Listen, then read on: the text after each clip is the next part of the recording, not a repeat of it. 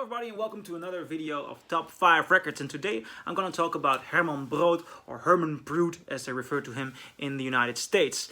And why are we going to talk about Herman Brood? Herman Brood is one of the most interesting artists around in the Netherlands, and he actually became a cult phenomenon in some parts of Europe and in the United States. For example, Bono by U2 is a great fan of his work. He paid tribute to him several times.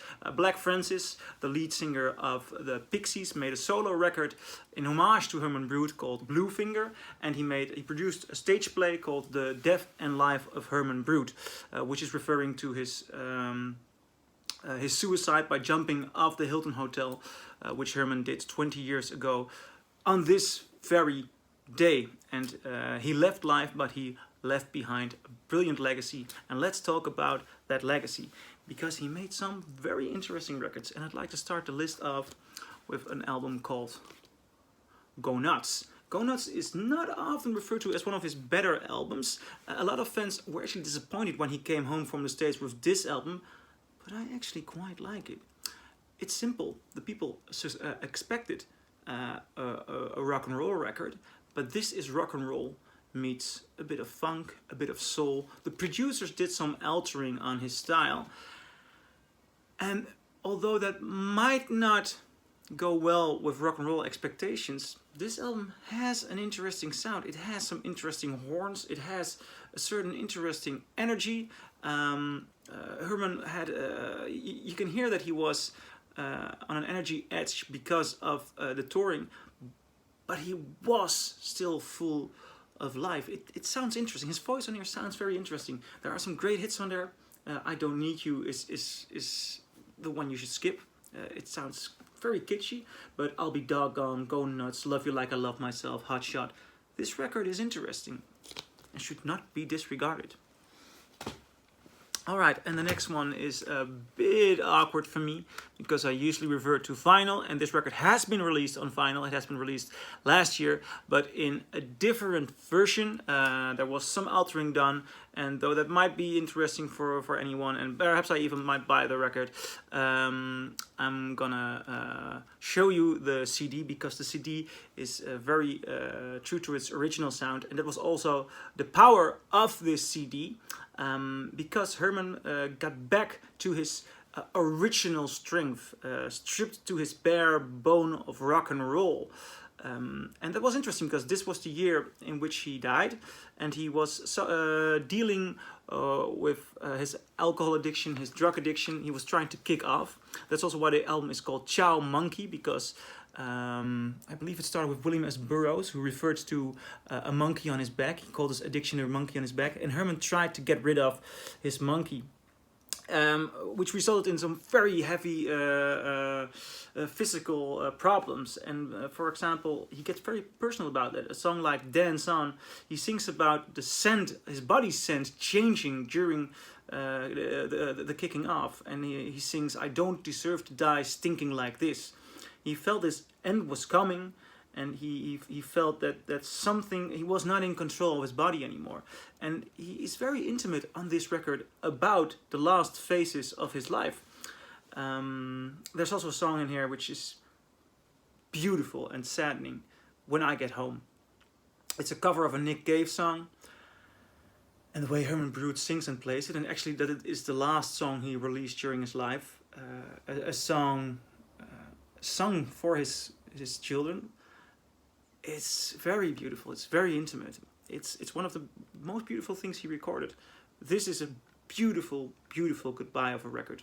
Try and get it on CD, or I believe even on Spotify, because digital sounds digital, so keep it digital, or buy the vinyl. Yeah, vinyl is always awesome.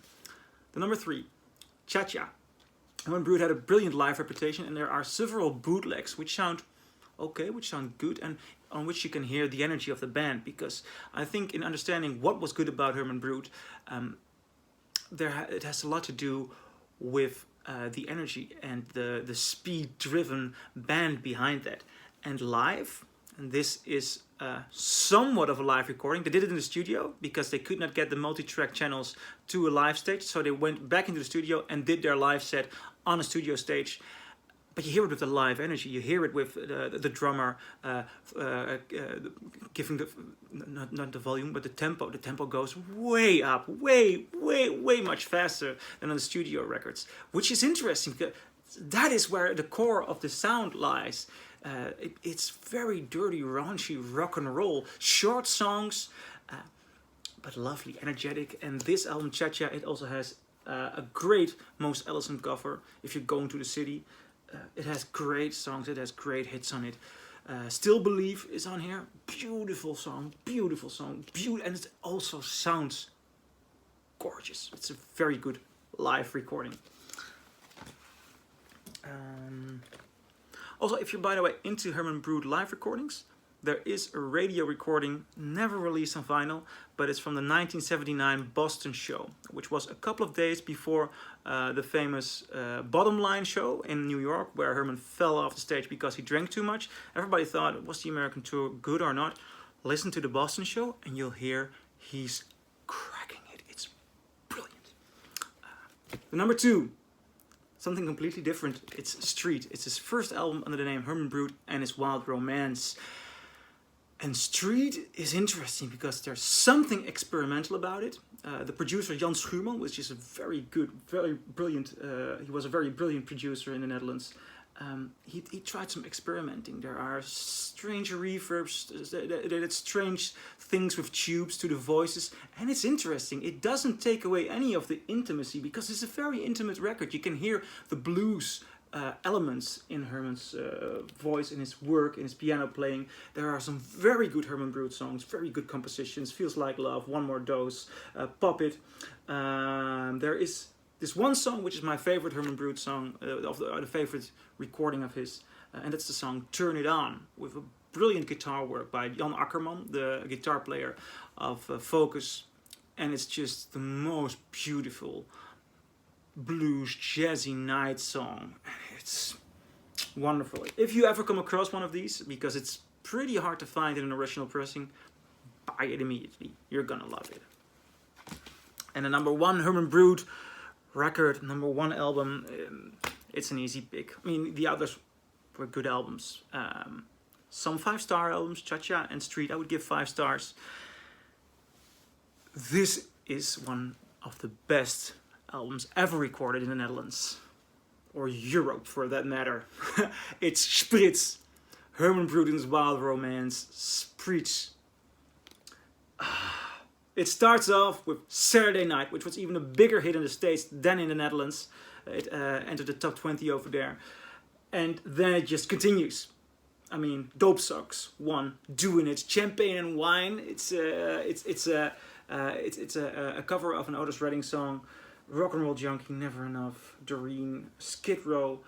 This is about half an hour of speed rock and roll. On this record you hear that the sound, the voice, the lyrics, the timing, the tempo, the raunchiness of Herman Brood is unique. You're not gonna hear this anywhere in the world on any other rock and roll record. He made something completely different from his rock and roll background. And it's all on this record. It's brilliant. I should not talk about it. You should just listen to it. Go ahead. Go to Spotify or YouTube, or go to a second-hand vinyl store and buy this record. You'll love it. Those were my picks. I'm very curious what you guys think. Leave a comment below, agree or disagree. I'm curious to find out, and see you at another top 5 records list. Bye!